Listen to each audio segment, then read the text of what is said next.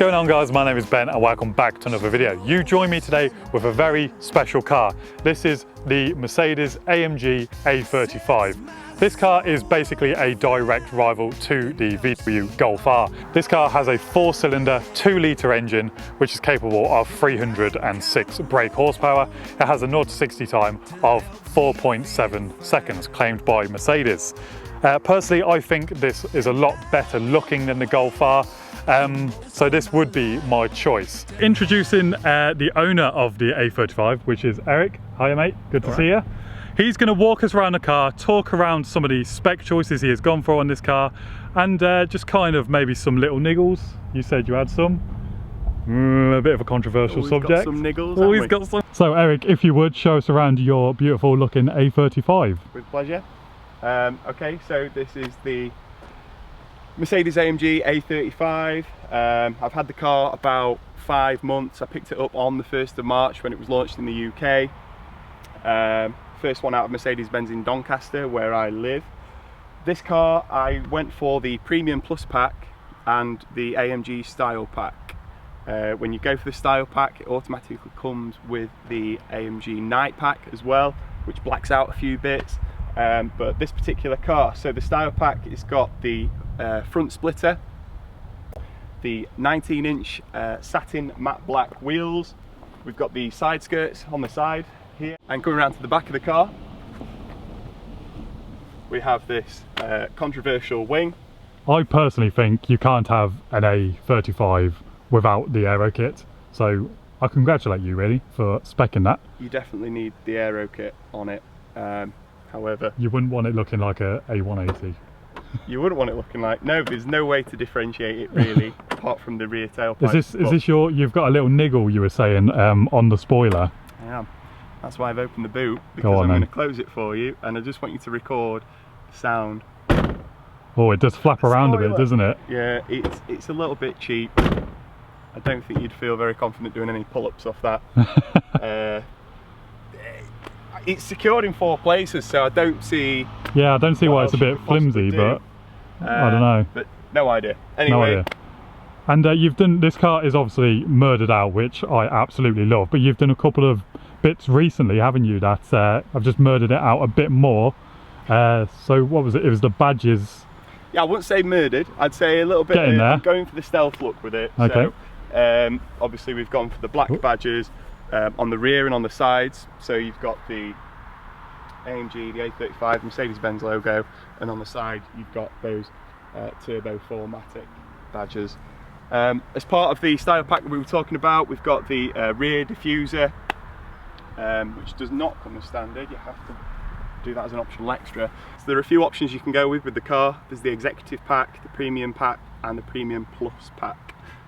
Particular one I've gone for with this is the Premium Plus. It's a £4,000 extra, which is excessive. It massively pumps the price of the car up, but it's worthwhile.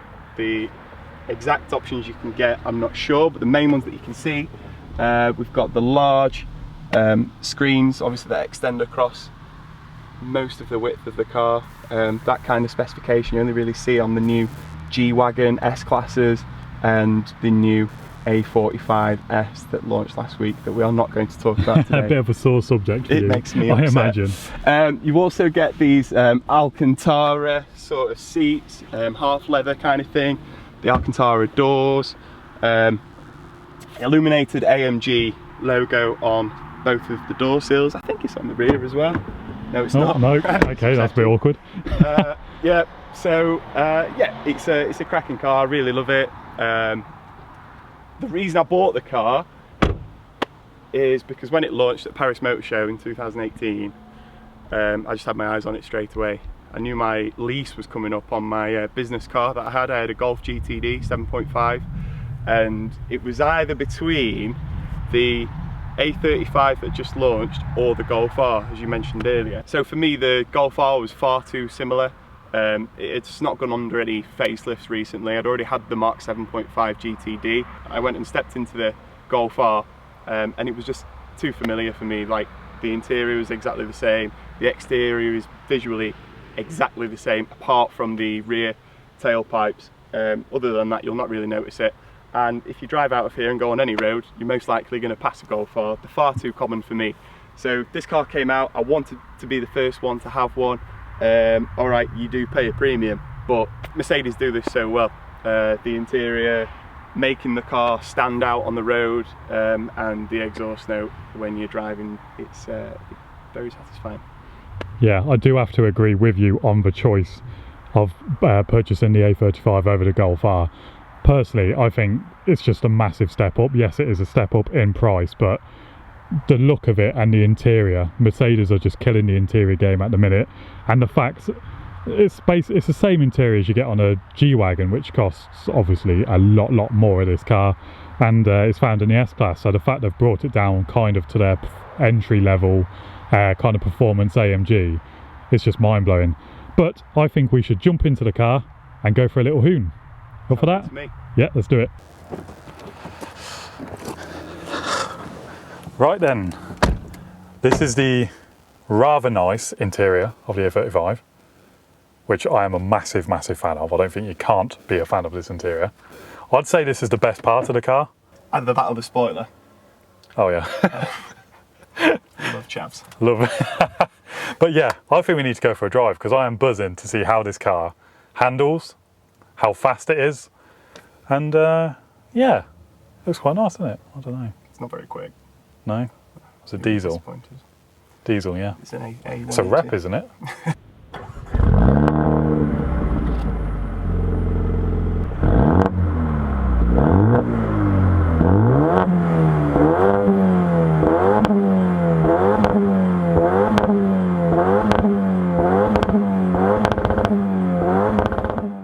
So you're pushing, this is sport, you're pushing buttons, I just noticed. I've put the traction control in sport. Let's give me a kind of a first acceleration of this car.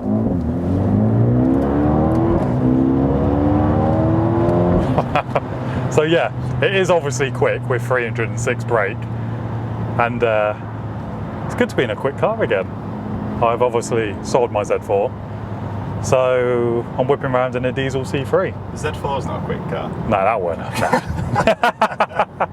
I had a Z4. You did? I had an E85 3 litre, 04 plate. That was alright. That was 230 brake. But this is a completely different animal in terms of the way it drives. Obviously, it's four-wheel drive, so it's very safe on the road. But yeah, I can tell from the ride, it is quite firm. You said earlier, it is a firm ride. It's not as bad though as I thought. I think my ST is a lot crashier and bumpier than this. This is a nice road though. This is a nice road. Yeah, this is a nice smooth road, and the UK doesn't have many of these. That's the problem. No, what they're like in Doncaster. They don't maintain roads in Doncaster. They're still on hold. This is lovely for you then. Yeah, roads are great for me. So what I love is just the interior quality. We touched on it earlier, but this is effectively the same interior from a G-Wagon and an S-Class, and cars at a much higher price bracket and premium quality to this. So the fact they've whacked this into the entry-level AMG is fantastic. I absolutely love that screen. And these, just everything is so well put together. Everything's got a quality feel to it. I mean, I bought the car for travelling around for work mostly. Yeah. Obviously, it's a daily for me. It was the Golf GTD replacement, but it does more than replace it, because when you're on these country roads, which I find myself quite a lot, then you can whack it into Sport Plus, you know, and enjoy it a little bit. But MPG is probably a conversation to have. Yeah, probably no comparison really from a GTD to this, especially with those pop-pops. So it is quite an upgrade from your Golf, isn't it? Oh my god.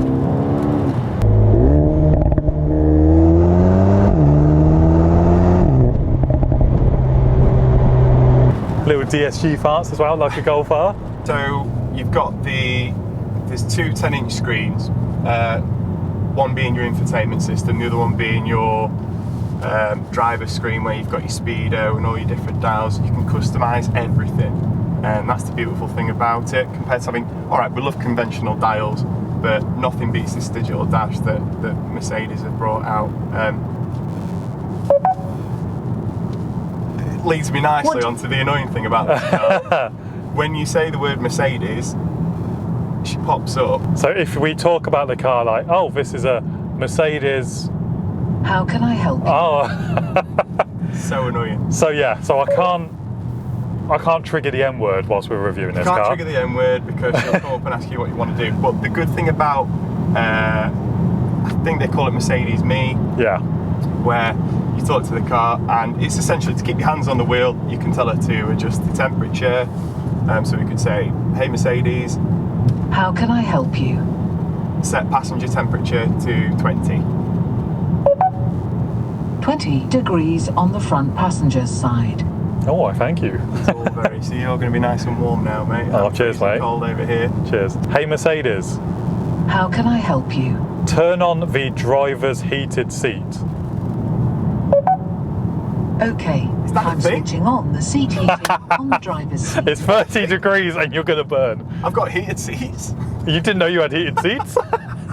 So this is going to be a launch control test.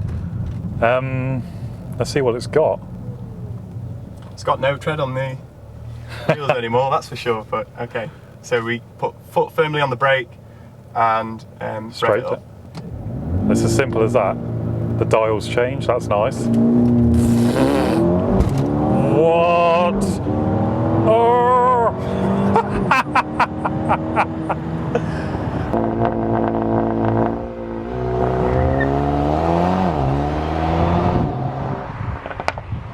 In the hot hatch market, this is the best interior.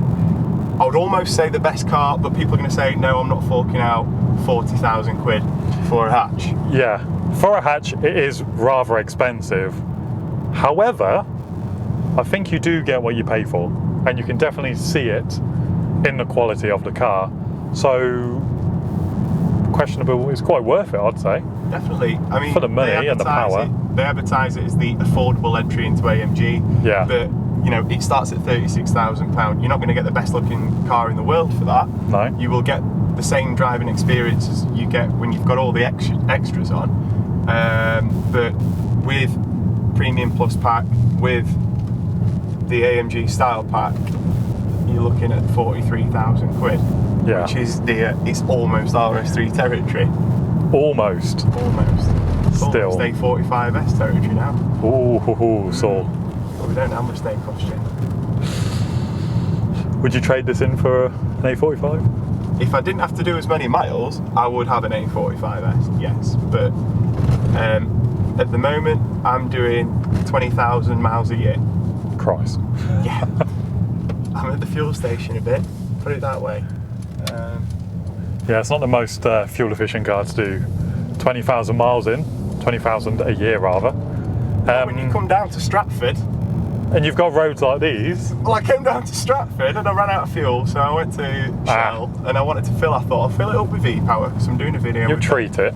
Yeah, £1.50 a litre. Absolute daytime robbery. Fuel in Doncaster, it's free. Well, it's nicked, isn't it? Yeah, you just siphon it out. Is it a bloke from the side? STs, yeah. Oh.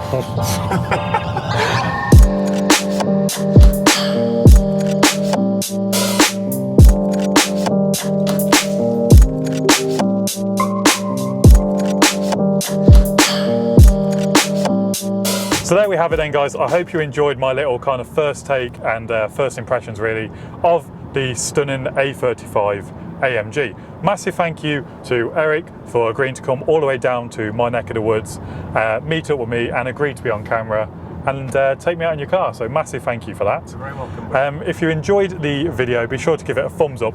Make sure you hit the subscribe button and the notification bell so you do not miss out on any of my future upcoming videos.